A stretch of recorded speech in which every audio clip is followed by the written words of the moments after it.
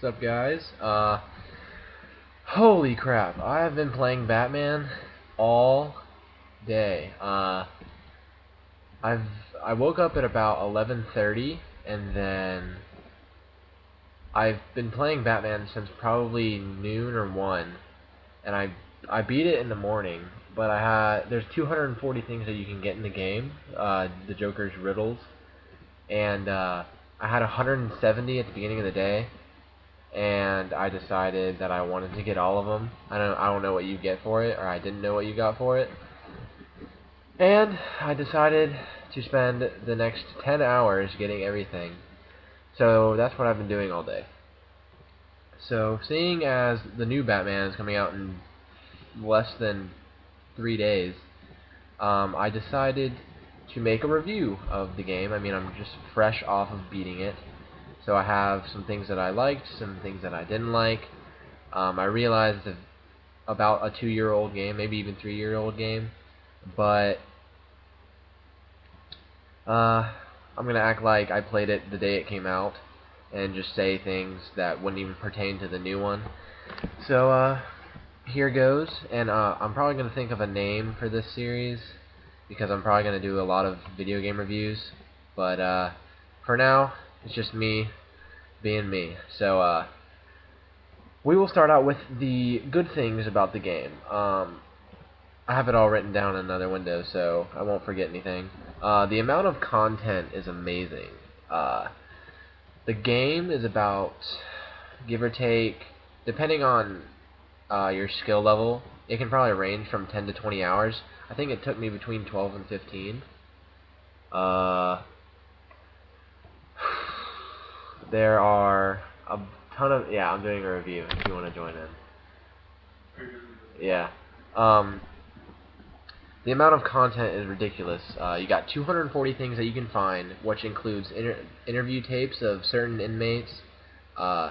You pick up trophies, Joker trophies, or not Joker trophies, Riddler trophies, and with for every like 5, I guess, Riddler trophies that you get, you unlock a character biography, and when you open the biography, you read a little summary about them and their past, and it's really cool because it includes a lot of villains and a lot of people, like Clayface. Wow, I probably shouldn't have started to try and list them because I can't remember any of them, but there's a ton of people in there, and it's really cool to read and see their history with Batman and why they became what they became.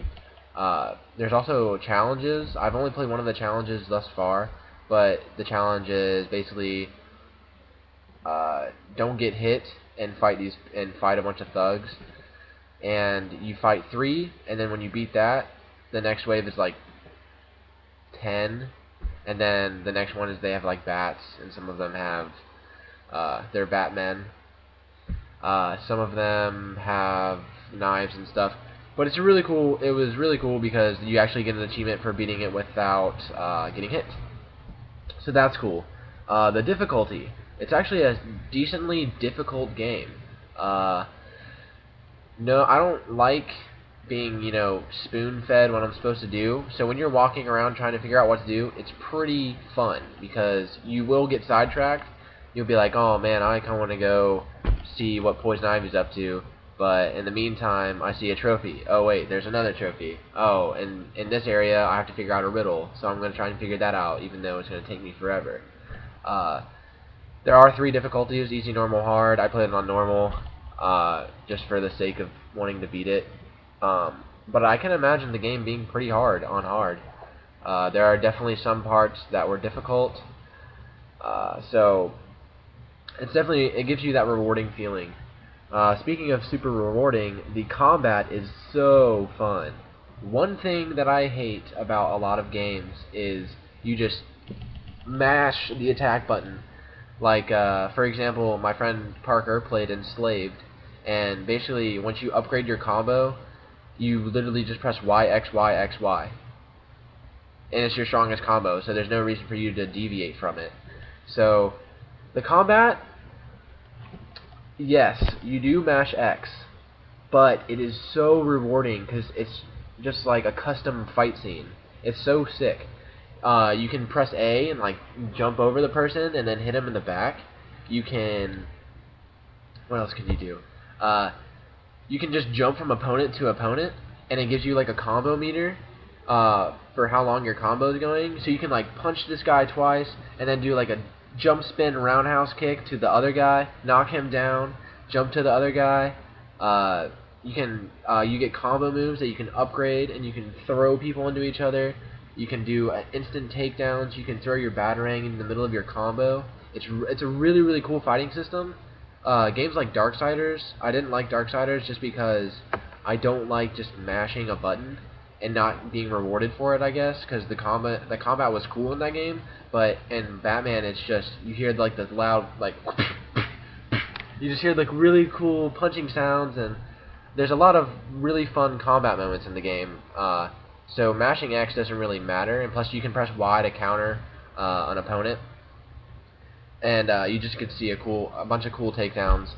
And actually, when you are fighting the last person, your final punch is in slow-mo. And sometimes, yeah, it doesn't look like you hit him and stuff, but you'll either get like a huge like Superman punch, or you'll get a jump spin roundhouse kick in slow-mo, and it looks awesome. It's so sick. What else is there? The variety of missions. There are some stealth missions. It starts out really, you kind of walk into a room, you beat up some guys, you go to the next room, there's some stronger guys, you beat them up, but it really gradually gets better. There's gargoyles on the ceiling, and say one of the specific missions is Joker tells his henchmen, if you see Batman, kill so-and-so. So you have to sneak around and not kill anyone because they have alarms on their necks, so if you knock them out, it'll go off.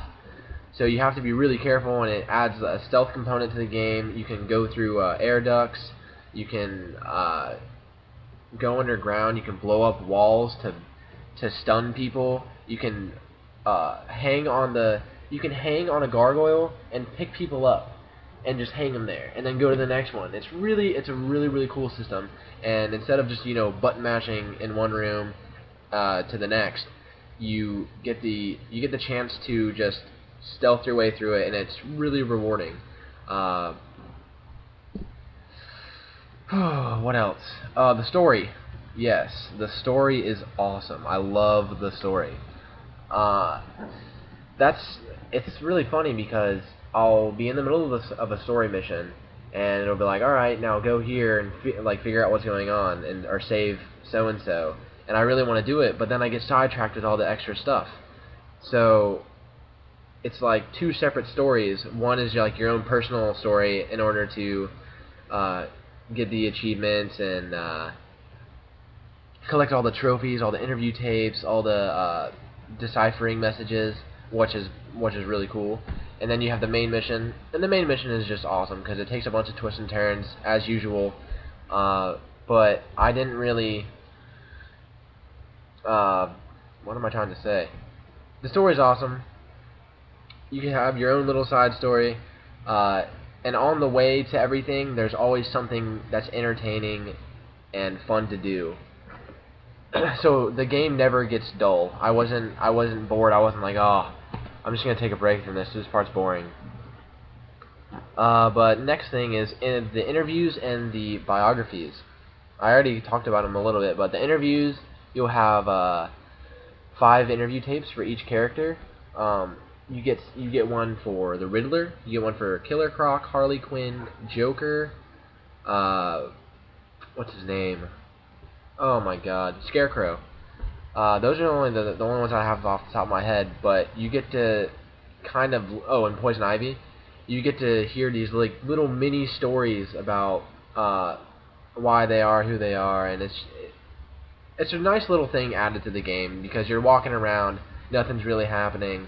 You pick up an interview tape and you hear a cool part from someone, and you're like, oh man, I really want to find the rest of these. The biographies, I already said, they're really fun to read. It gives you, if you don't know anything about Batman, which I don't really know that much about Batman, you read those and you're just like caught up, because it actually from what I know, and from stuff that I know about Batman, and stuff compared to the biographies in that game, the um, the bios match what actually happened in the comic books and stuff. So that's cool. Um, the hints and Easter eggs of other villains. For example, you'll see Clayface, and he'll be a certain character in the game, and he's just like behind a wall. You'll see the Riddler's room, and the Riddler's room is just a bunch of like painted green question marks. You'll go into a museum, and there'll be Catwoman, like her claws and her goggles and stuff. There's just a bunch of like little hinty stuff throughout the game, and those are actually the points where you kind of find the bios. Uh, Another thing is the riddles. The riddles are actually freaking hard. Like, some of them are pretty hard, but when you're walking around and whenever you walk into a certain location, it'll have a riddle at the top, and you have to go into you don't have to go into detective mode. For some of them you do, but you hold the left bumper and it scans a certain part of the map that you're looking at, and that's how you solve a riddle. The riddles are pretty witty. I liked all of them, and it's really fun finding them, because before you'll go to a story mode or a story part, you'll just be walking around wondering what in the world this riddle is. So that's fun. The length of the game is perfect. Near the end of it, I was kind of getting like, come on, this is kind of getting a little long, but it comes together really well. The ending is really cool. I don't want to spoil anything for anyone that hasn't played it in the past 2.5 years. But the last thing I have on my positives list is the length of, or not the length, the soundtrack. There's a lot of cool moments where you'll be walking up to a bunch of people, and it'll be like terrifying music, and when you're walking around, it's just kind of chill orchestra music. So the soundtrack is really cool. It's a comic book game, so obviously the soundtrack has to be good. Now, the bad things about the game, I'm actually going to put it into part 2. So, I'm going to go ahead and end this one. I have a pretty small cons list, so that's a good thing. So tune into the next one.